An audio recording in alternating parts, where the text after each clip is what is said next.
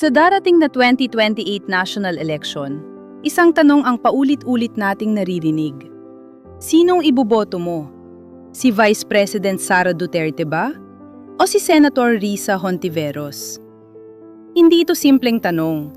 Ito ay tanong tungkol sa uri ng liderato na gusto natin para sa Pilipinas. Unahin natin si Vice President Sara Duterte. Anak ng dating Pangulo, kilala sa matapang na personalidad at mabilis na pagdedesisyon. Para sa kanyang mga taga-suporta, si VP Sara ay simbolo ng disiplina, lakas ng loob, at aksyon kaysa salita. Naniniwala sila na kailangan ng bansa ang isang leader na hindi uurong sa krimen, kaguluhan, at panghihimasok ng politika. Pero para naman sa mga kritiko, may mga tanong tungkol sa transparency, pananagutan, at estilo ng pamumuno. Ito ang mga bagay na kailangang pag-isipan ng bawat botante. Ngayon naman, si Senador Risa Hontiveros. Kilala bilang boses ng karapatang pantao, kababaihan, manggagawa, at mga naaapi.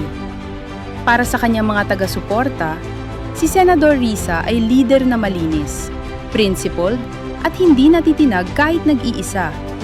May malinaw siyang paninindigan sa good governance, transparency, at rule of law. Pero para naman sa iba, ang kanyang estilo ay nakikita bilang masyadong idealistic o kulang sa political muscle sa harap ng matitigas na problema ng bansa. Kaya ang tanong ngayon ay hindi lang, Sara o Risa? Ang tunay na tanong ay, gusto mo ba ng leader na matapang at dominante? O leader na principled at makatao? Aksyon muna kahit may kontrobersya? O batas, proseso, at karapatan ng lahat? Sa 2028, boses mo ang magpapasya. Hindi dapat emosyon lang.